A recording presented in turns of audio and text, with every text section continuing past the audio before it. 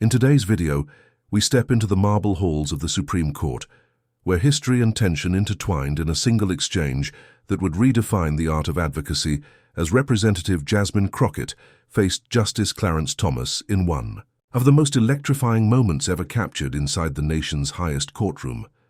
The air was dense with anticipation, the kind of silence that hums with restrained energy as Justice Thomas leaned toward his microphone, ready to challenge. The argument surrounding a controversial state law that demanded new voter verification requirements, rules accused of disproportionately burdening minority communities and undermining constitutional protections of equal access. On the other side of the bench stood Jasmine Crockett, serving as special counsel for the plaintiffs, poised, deliberate, and remarkably composed for an attorney making her first Supreme Court appearance. For 20 minutes, she built an argument of extraordinary precision, rooted in statistical evidence, historical context, and constitutional precedent, weaving her case like a symphony of logic and principle.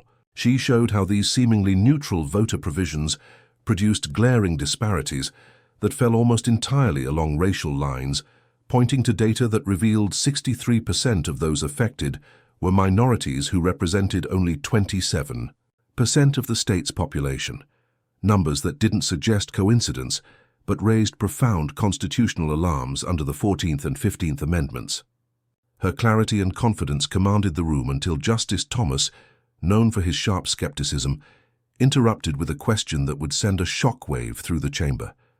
"Counsel," he began, voice steady but cutting, "I find it difficult to understand the constant complaints about verifying one's identity for something as important as voting. The same communities you say are burdened by these requirements manage to navigate far more complex systems to obtain government benefits. Why?" He paused, letting the silence stretch. "Should voting, which is arguably more consequential than welfare participation, have lower standards of verification?" The air froze. The courtroom's silence wasn't just respectful, it was electric, as though every listener understood the weight of what had just been said. The question drew an uneasy comparison between voting rights and welfare programs, carrying undertones that many recognized as troubling. Yet while others stiffened, Jasmine Crockett didn't flinch. She took a breath, her composure unbroken, and when she finally spoke, her voice resonated with calm authority. "Justice Thomas," she said with unwavering respect, "with the utmost respect to this court, I must address several concerning premises embedded in that question." Her tone was measured but powerful, every word deliberate. "First, voting is not comparable to applying for government services. It is a fundamental constitutional right, not a benefit program. The 14th and 15th Amendments explicitly protect voting rights because the framers recognized that equal participation in self-governance forms the foundation of democratic legitimacy." She paused just long enough to let the gravity of that distinction sink in before continuing with meticulous precision. "Second, the record demonstrates that obtaining the specific documentation required by this law is demonstrably more difficult than enrolling in standard benefit programs for many communities due to historical disparities in record-keeping and access to documentation." And then came the third point, the one that would resonate far beyond the walls of that chamber. The premise that certain communities are more motivated to obtain benefits than to vote relies on stereotypes directly contradicted by the sociological evidence in the record.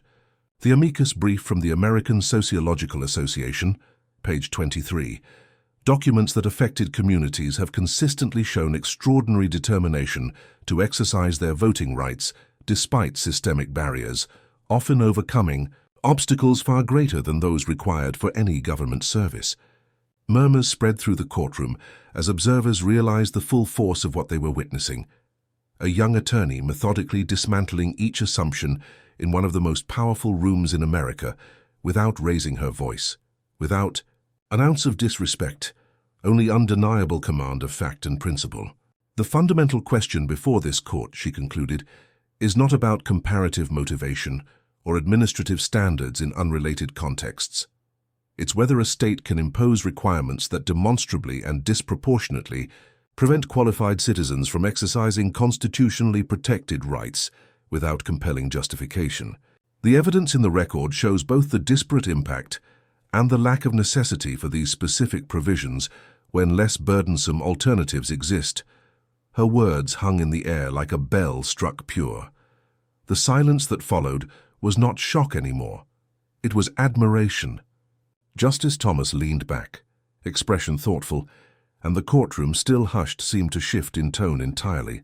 Legal analysts would later call it one of the most effective and respectful dismantlings of a flawed judicial question in modern Supreme Court history, an exchange that turned confrontation into constitutional clarity. Before we go deeper into this remarkable moment, don't forget to like this video, subscribe to the channel and hit that notification bell so you never miss our breakdowns of the moments that define justice, democracy, and the rule of law. Now back to the courtroom, because what happened next solidified Jasmine Crockett's place in legal history. Her journey to that bench was far from ordinary. Before she was a congresswoman, she was a civil rights litigator with years of courtroom experience, known for her tireless preparation and precision. She built her reputation not on rhetoric, but on results, rooting every argument in data, precedent, and principle. When she entered politics, she didn't leave the courtroom behind. She brought its discipline into Congress.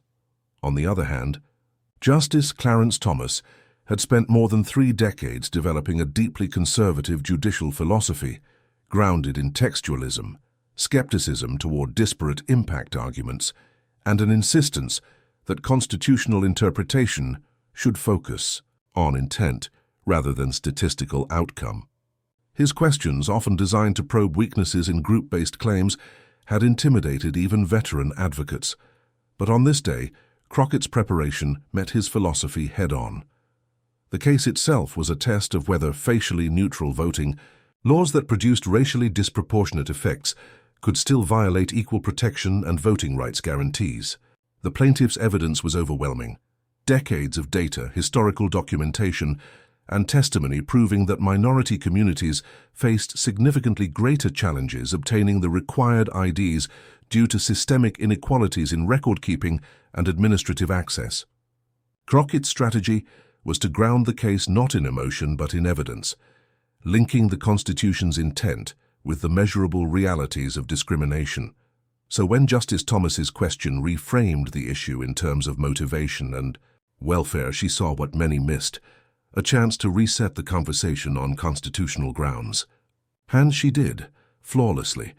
After her response, the nature of the hearing changed. The justice's questions shifted from comparative hypotheticals to rigorous constitutional analysis.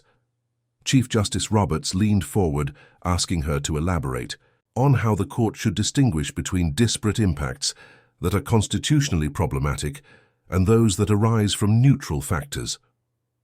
Without hesitation, Crockett cited cases, Arlington Heights, Gingles, Brnovich, laying out the analytical framework with clarity that left even seasoned court watchers impressed. Her control over the record was absolute, her tone unwavering. Observers later remarked that even Justice Thomas's subsequent questions avoided the comparative framing he had earlier used, focusing instead on textual interpretation and evidentiary standards. Outside the courtroom, her composure and precision became the talk of the legal world. That wasn't just quick thinking, one veteran Supreme Court advocate said. That was years of preparation condensed into 2 minutes of brilliance. Legal scholars dissected the moment in classrooms and journals, pointing out how she had identified flawed premises, corrected them with evidence rather than opinion, and redirected the focus toward constitutional substance. Advocacy organizations began using her exchange as a training example, how to confront loaded questions with professionalism and principle. And when the court finally issued its decision months later, even though the justices were divided, their opinions reflected the echo of her words. The majority rejected any comparison between voting and welfare, framing their reasoning around equal protection, state interests, and historical context. Even Justice Thomas, in his separate opinion, avoided the earlier comparison, instead focusing narrowly on textual and evidentiary standards. Crockett's influence was undeniable. When asked about the outcome, she didn't gloat. Her response was simple, measured, and powerful. When fundamental rights are at stake, our Constitution demands careful scrutiny of any law that disproportionately burdens protected groups, especially when less restrictive alternatives exist. I'm encouraged that this discussion stayed focused on evidence and principle rather than stereotypes. Her humility mirrored her performance. Anchored, thoughtful, precise. Law schools integrated her argument into their appellate advocacy programs. Advocacy groups built workshops around her strategy, and commentators across ideological lines agreed she had raised the standard for courtroom advocacy. What made Jasmine Crockett's moment extraordinary wasn't defiance, it was discipline. She showed that power in a courtroom doesn't come from volume or politics, but from preparation and principle. Her method, acknowledge the premise, dismantle it with facts, and refocus on the Constitution, became a blueprint for a new generation of advocates. It's a reminder that even in the face of flawed framing, truth doesn't need outrage. It needs clarity. Her performance didn't just win that moment. It elevated the entire discourse around voting rights and constitutional equality. In a world where rhetoric often overshadows reason, she proved that precision still prevails. The story of Representative Jasmine Crockett standing firm before Justice Clarence Thomas isn't just about one hearing. It's about how intellect and integrity can turn tension into transformation. It's about how the Constitution's promise of equality is protected not just by laws, but by those courageous enough to defend them with evidence and respect.